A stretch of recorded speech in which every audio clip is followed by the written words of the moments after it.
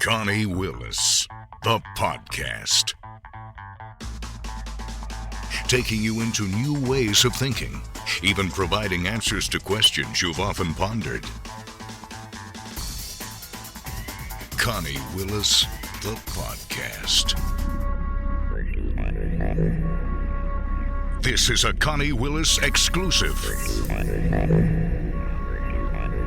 What you're about to hear has never been heard anywhere else. This is Connie Willis, the podcast.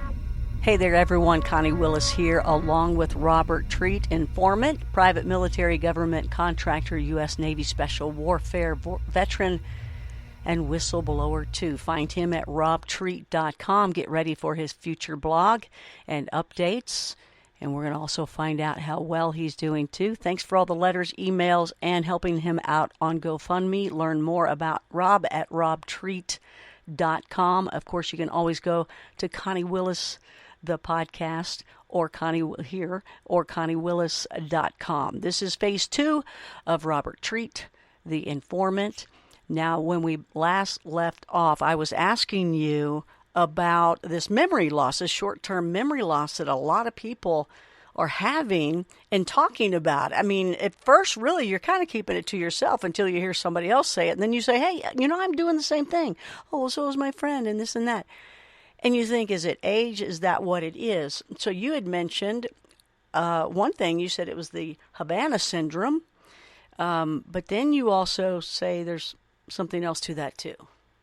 Yeah, one part of it is, what we call the Havana syndrome, which is the exposure to the, EMF frequencies, which cause symptoms, ranging from anxiety, headaches, tinnitus, nausea, memory loss, and how it affects your brain and your nervous system. And that's just like the immediate effect. There's a secondary cause which contributes to it or reinforces that, or actually makes us more susceptible to it, I would say. And that is the nature of water itself. And these are things that science knows, and you hear a lot about, trust the science, but we ignore so much of it, and we just cherry pick the science that we want. But something that we've known for a long time, scientifically proven, right, even though it's a mystery on why it's this way, lies in the nature of water. And water is much more important than, just a fluid that you drink to stay alive. I mean, it really supports and maintains our entire ecosystem, top to bottom. It affects every plant, every tree, every animal. And it affects us most of all. And that is, I'll explain with a story. Back in the late 1800s, this young scientist in a laboratory, he was handling some materials, and he had a beaker of water, pure distilled water. And he accidentally dropped a glass vial containing a toxin, a poison. Now, even though this poison in the glass vial was completely sealed, like there's no possibility of cross-contamination, he was just like, I'll come back and deal with it later. So he left this glass-sealed vial of poison sitting in this beaker of water for several hours. He retrieved it, and then he just got a wild hair and decided to analyze the water to see if it was contaminated. There were no chemical contaminants in the water. It was still as pure as it was before the vial fell in. He gave the water to some animals in the laboratory, and when they drank it, they died. Oh. From the very poison that was in that glass vial. They tested the water again. No chemical contamination. It was, chemically pure water. What had happened, and they were able to replicate this, and it's proven that water will retain the characteristics of anything it comes in contact with, including emotions and energy. Right?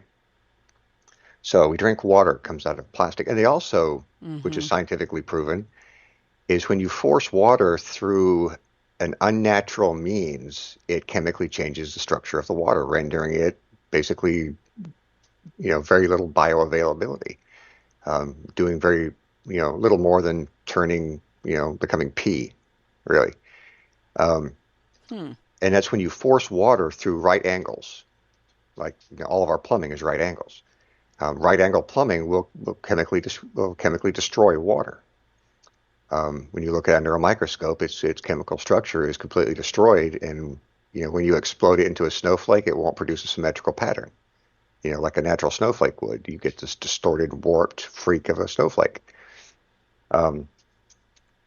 So we've taken to bottling water, which the water that comes in that bottle is now taking on the properties of the plastic. But water also takes on the properties of the nature around it. So the more anxious we are, the more hateful we are, we're actually just contributing towards a never-ending cycle of destruction that has no remedy unless there's a big correction, right?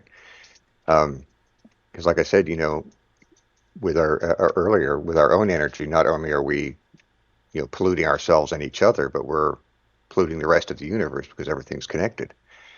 So the more anxious, angry, unhappy we are, we're vicariously causing the same reaction in other species, other ecosystems, other planets, other races, other worlds.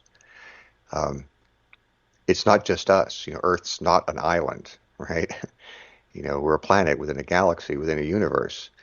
And since everything is connected, if everything is not in harmony, then it's in disharmony. And, we repeatedly live in a state of disharmony, not only through, the current batch of humans that are on the planet, but the previous batches that were before us. Which is why, we hear about so many extinctions. It's every time we reach a certain point, we have to be reset. And that was my warning about what was coming. The more we change our ways, the less painful it's going to be when they get here. Learn more about Connie, her guests, and join her private membership shows, Blue Rock Talk and Connie After Dark, at ConnieWillis.com. This is a Connie Willis exclusive on Connie Willis, the podcast. Talking with Robert Treat here. He has given us his information on what he knows, why the aliens are here, also confessing information that I guess you weren't supposed to ever say, but you're wanting to get it out. Beforehand, let's see how you're doing. The GoFundMe that we put together, we got more than what you were asking for. I think there's been some changes as well that you're needing different things that you didn't know about, so I think it's been raised a bit. Tell us how it's going with the surgery. I think you have a date set up, and so everybody can think about you and send their well wishes to you. Yeah, so right now we're looking at the 20th of the month for the surgery. They've changed my medication. I actually have 3 doctors, one VA cardiologist, one private cardiologist, and then my GP, general practitioner. And Dr. Mills, who's my the private cardiologist at Baylor, he was looking at my scans because really I should not be getting any blood to my legs at all. Like, I should be in a lot more pain than I am. And what he observed on my chart was the main artery that runs down your legs are your right and left iliac arteries. The blockage is like right in the Y before it branches off. So my legs should be in a lot worse shape than they are. And what Dr. Mills noticed is that there's a smaller artery that runs through your butt cheek. And my body's been adapting or modifying that artery that's in my butt cheek to handle a larger flow, which is why I'm still able to walk. I can't walk far. My legs cramp up after, between 20 and 40 yards. But I shouldn't be able to walk at all given the state of the main artery. So he put me on a new medication to help grow arterial tissue, and that medication will also help grafting the artificial artery onto the organic artery. But Dr. Mills thought that was very, very strange that, I'm essentially converting a small artery into a major one. You had said before that, hey, I'm not from here. Would you attribute that to that? I don't know. Possibly. Yeah. I have had my DNA tested, and 4.5% of my DNA comes up as unknown. And I've had 3 different labs um, test my DNA, and it always comes back the same. Um, Is there, can we see those tests? Is that something you can put up in your blog when you start the blog really into full motion? Is that? yeah, actually, I can. That would be great. That would be great to see. So my DNA is 96.5% pure, as if I only have one parent. Interesting. And the other 4.5% is unknown. And I've always, my entire life, always felt like a special connection to Scotland, and it turns out that's exactly where my DNA is from. Very, very small, confined region as well. So, maybe I'm just, genetically different, and I was told that, I was a type of hybrid, and I asked what my, purpose was, and they said, first they told me that I chose to come here. And I remember thinking at the time, why on earth would I have ever chosen to come here? This place is terrible.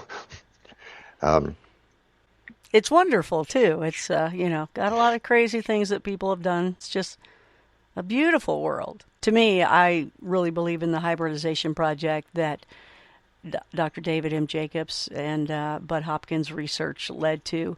So you saying that, fits in with that. But you had said that someone said you did come from somewhere else and you were hybrid. Who was that, and where did they say you did come from?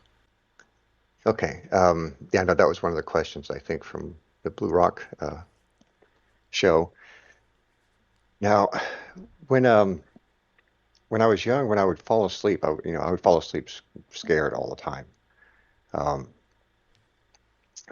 Some nights I would have this very strange feeling come over me. The air in the room would suddenly smell like I was breathing chlorine fumes, always related to the smell of bleach. And my eyes would close and I couldn't open them. And I would get this feeling like the room was falling away, like expanding very quickly. And I would find myself in the presence of this female, this woman. It's clearly not human. I'd find myself, I'd be standing in this large room with silver columns and a green floor that looked almost like grass, but it wasn't grass. But it looked so much like grass. And I'd be there for, I don't know, a few seconds to maybe a few minutes. There was no time in this place. And she would come walking towards me, and it was always the same one. And we would have these conversations that were just so intimate and peaceful.